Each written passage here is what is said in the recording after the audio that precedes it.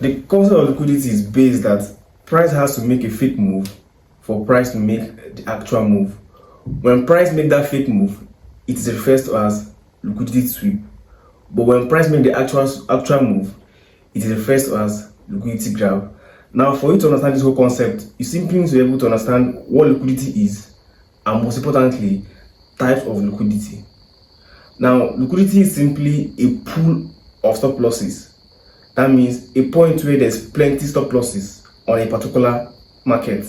For instance, if there's plenty buyers in the market, and when there's buyers in the market, or if price is bullish, price is always making a move like this: higher highs and higher low, higher highs and higher low.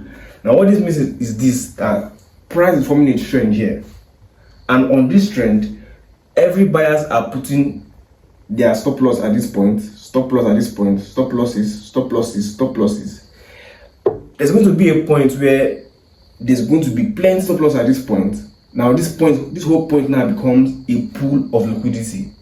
Now, once it becomes a pool of liquidity, price is always going to come back to this point of liquidity. That means, what this means is this: if price has introduced liquidity at this point, liquidity, price is likely going to make a fake move that will sweep out all this liquidity for price to continue the uptrend. There are basically about two types of liquidity. We'll have the trendline liquidity, and we'll have the equal highs and the equal low. Now, the idea behind this equal high and equal low is similar to the trendline liquidity. When price induce liquidity at this point, this is an equal high liquidity and this is an equal low liquidity. Price will always have to take out one of this liquidity first. That is the sweep before price continue the upside. If for instance, let's say price did not take out this liquidity and price created equal lows at this point and then take out this liquidity, price is not going to start going to the upside. This is referred as liquidity sweep and this is referred as liquidity grab. I'm going to be explaining more of this on the chat, but before going to that, if you're seeing me for the first time, my name is Divine, and what I basically do on this channel is document how I trade and as well show you the mindset behind my strategy. If you're not seeing content like this, I want you to smash the subscribe button. I'll be right back. Now, if you're on the chart, the point where you want to identify your liquidity is basically below or above your point of interest. If it's a supply zone, it's going to be below the point of interest. But if it's a demand zone, it's going to be above the point of interest. I'm going to be showing you live example on USD card. What this means is this: I'm going to be analyzing USD card from top to the bottom. That means from the higher time frame to lower time frame, where we can possibly identify these liquidities. The first thing I want to do is to basically go to the higher time frame, that means the daily time frame, and identify two things. I want to identify what price is doing. Is price going to the upside? Is price resting? Or price is going to the downside? And again, I want to identify key levels. Now, the way to identify if price is going to the upside or price is going to the downside is to simply identify support and resistance on daily time frame. Remember, you want to zoom in properly so you see the bigger picture, and what you're interested in is simply basically the bigger picture of what price is doing. Now, if I'm to zoom in properly, you'll see that I'm seeing this high here and I'm seeing this low here. So I'm using this high here and this low here to reference or to point out where my support zone is and my resistance zone is. Now, in this case scenario, this is basically my support. This is my support. I remember what a value support is when you have plenty touches on it. Now I've seen my support and here's my resistance.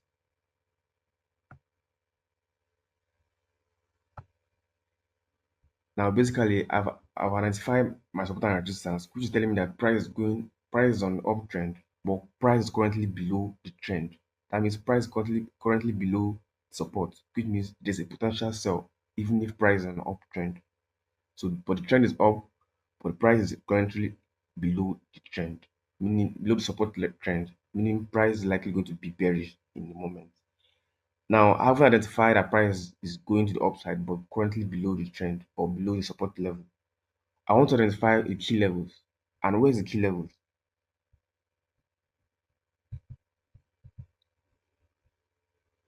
Now the key levels are basically this point here. This point of price gives us this swing high here, and this point here are my key levels. So having identified this key level, I want to understand what price is doing from this resistance key level to this support key level. That means my interest, or let me say my area of concern, is basically what price has done from this point to this point. How did price move from this point to this point? That will not take me to the 4 hours time frame, where I want to understand two things. I want to understand market structure, and most importantly, supply and demand zone. Now on the 4 hours time frame, remember now on the 4 hours time frame, remember I want to identify what price is doing from this support resistance key level here down to this support key level here, and possibly identify my supply and demand zone. Now we can clearly see that price is in a downtrend from this point to this point, and price is creating swing low, swing high, swing low, swing high, swing low. So it basically means price is likely going to create a swing high before there will be a next swing low. So this whole transaction here is simply telling you that price is in a downtrend. And because we're in a downtrend, we want to identify supply zone. And where is our recent supply zone? How do we identify our recent supply zone? Now, at this point here to this point here, how did price move? How did price make move? That's what I want to take notice first. If you look closely here, there was basically a drop, a base, and a drop. And when price did that, price gave us a rally, a base, and a drop, right? So basically, our interest now is to identify the recent supply zone here, which is clearly what you can see at this point here. At this point is supply zone. And we already know what is supply zone because price rallied, price based, and price drop. So this is an example of a typically drop, base, drop. All right. So this point now is a point of supply. Where else can we identify a point of supply in this place? Where else can we identify? There's no current place we can identify a point of supply. So what you want to do is basically refine this zone to become a point of interest. All right. I want to do it on the 1 hour time frame. The 1 hour time frame, I'm looking for two things. I'm looking for how we're going to define this zone to become a point of interest, and possibly understand how price is engineering liquidity for us to take possible entries. Now, if I'm to go to the 1 hour time frame now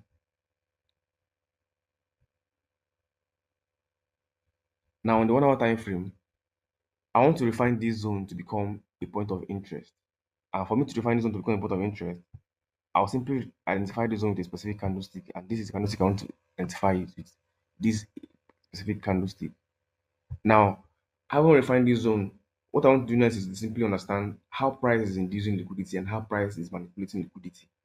Then I'll use that method to understand how I'm going to buy or how I'm going to sell. Now, in this case scenario, how is price inducing liquidity? How is price making move? Now, if you look closely, or if you remember earlier on, I talked about two types of liquidity. We have the general liquidity, and we have the equal highs and equal lows. Now, if you look closer at this point here, price induced liquidity at this point here, double top. Price induced liquidity at this top here, double top here, double sorry, double bottom here. Price induced liquidity at this point here, which is referred as double bottom. And again as well too, price also induced another liquidity at this point here, which is referred to as double bottom. Now we have identified the two liquidity. We have identified where there is liquidity. We have seen a buy side liquidity, and we've also seen a sell side liquidity. And remember, I told you that price has to always make a fake move for price to make the actual move. Now, has price make the fake move? Yes. This point that price took out this liquidity at this point and gave us this swing low here is the liquidity sweep. And what is price about to do? Price about to make the liquidity grab. And where is the next point of liquidity? This point here is the next point of liquidity. And most likely, price might still come up to this area here to take out all this liquidity at this point. But we are mindful of this place to be a supply zone. So price might still react from this zone and continue to downside. Now, having identified that this point is also a point of liquidity and is resting below a supply zone here. So The outcome of this trade now is basically going to be something like this. Price is likely going to buy to the upside before price continue to the downside. But I'm not sure where price is likely going to buy to. But I'm sure that price is going to buy a while before it's going to be a sell. And this is how price is likely going to move. Now, is that price come to this point for a buy? My stop loss is below this trend here, price created. And my target is simply at this point for a 1:1 and possibly at this point for a 1:2. And depending on how price is moving, by simply applying how to manage trade and how to manage trade using trade drive pattern and I explained in my previous video, I can understand if price is likely going to still go to the upside to this point and as well start giving us a downtrend. But a typical entry a typical entry for me on this trade now is to simply see how I can buy off price, take out this liquidity at this point, and possibly take out this liquidity as well too before price continues to the downside. So a possible entry on USD card is likely going to be using liquidity or using the cost of liquidity to make entries. And how do you make that entries? We simply identify that this point is a source of liquidity and this point is also a source of liquidity. And price have also taken out source of liquidity. Sorry, price have also taken out the source of liquidity and price likely going to go for the what? Partial liquidity. And where is the partial liquidity? This point and possibly this point. So a possible entry now is going to basically be for a 1:1 here, 1:2 here, and possibly maybe if price continues to the upside, we'll go for a 1:3. But how do you arrive to this? We simply understood where the liquidity is and how price induced liquidity, and then use that to take advantage of our entry. Now my stop loss is going to be below this liquidity sweep here, and my take profit is going to be above all this liquidity graphs at this point here. I hope this makes clear to you and you understand how liquidity works. If you don't understand how it works, you can drop in the comment section and then ask me anything you want to ask me. I'm definitely going to respond to you. I think this will be all for this video.